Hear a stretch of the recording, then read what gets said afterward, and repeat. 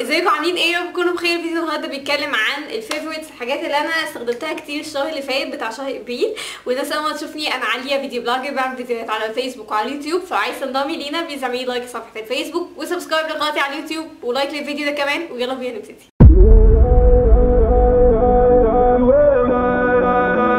هو انا مبدئيا هتلاقوا الحاجات دي مفيش فيهم غير حاجه واحده بس، ميك اب او اتنين، لان انا الشهر اللي فات ما اشتريتش ميك اب خالص جديد وجربته والجو ده. الشهر اللي فات اشتريت هدوم، فمفيش ميك اب هتلاقوه، بس هي الحاجات العاديه اللي احنا بنستخدمها واللي هي موجوده في مصر عادي.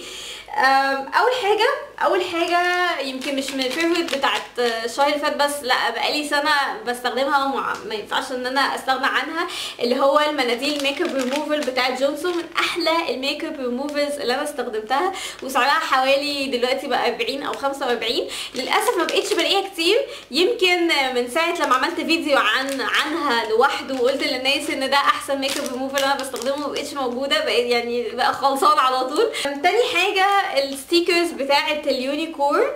الستيكر ده الناس اللي بتتفرج على الميك اب توتوريالز بتاعت الاجانب على الانستجرام هتلاقوهم بيستخدموا الستيكر ده، بيتحط هنا وبيتحط هنا علشان لما تعملي بقى بالاي شادو الالوان التقيله لما تشيلي ستيكر تلاقيه الخط مظبوط وبلندد وشكله حلو.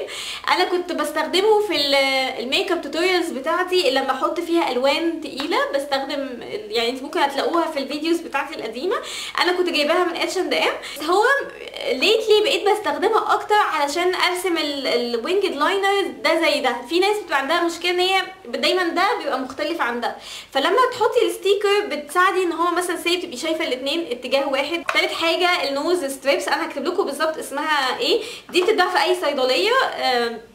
انا عارفه انه في ماسكات عشان تشيلي البلاك هيدز والحاجات دي، بس اوقات ببقى انا عايزه حاجه في الانجاز، فالستيكرز دي حلوه قوي وافكتيف. بتجيبيها من اي صيدليه، بتحطي بس ميه وتحطي الستيكر عليها وبتسيبيها مثلا ربع ساعه 20 دقيقه، بعد كده بتشيليها بتلاقي الدنيا اتظبطت وشالت البلاك هيدز والهير وكل حاجه. فدي برده من ضمن الحاجات اللي انا استخدمتها كتير الشهر اللي فات. هي بتستخدم يعني بتعمليها مثلا مره كل اسبوع او مره كل اسبوعين او يعني على حسب. برضو حاجه تانية دي انا ما اقدرش استغنى عنها في اي ميك اب توتوريال، انا كنت بستخدم برايمرات للاي شادو كتير، ايربن ديكي، كنت بستخدم انواع كتير جدا، بس بجد من احلى الانواع، او هو النوع الوحيد اللي انا فعلا بحس انه الاي شادو بيبقى باين وواضح وشكله حلو وبيثبت، اللي هو الاي شادو بتاع ماك اللي هو بنت بوت سوفت اوك. اخر حاجه هو مش ميك اب، هو اكل يعني. الناس اللي متابعاني بتبقى عارفه ان انا لما باجي بعد اي ايفنت او اي خروجه بالليل او اي مشوار بالليل برجع ببقى عايزه اعمل حاجه في السريع، فبقلي فرايز وموتزاريلا. انا فعلا يعني بحب الفارم فريتس اللي هي الموتزاريلا اللي بتتقلي على طول، بدل ما تحطيها بقى في البقسماط وبعد كده مش عارف ايه، لا دي بتتقلي على طول.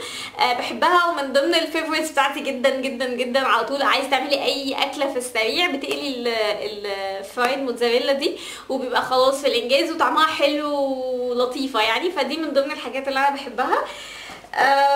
ايه تاني؟ بس فهي دي الحاجات اللي انا بحب استخدمها او استخدمتها كتير الشهر اللي فات، ويا رب اكون افدتكم واشوفكم على خير ان شاء الله. باي باي.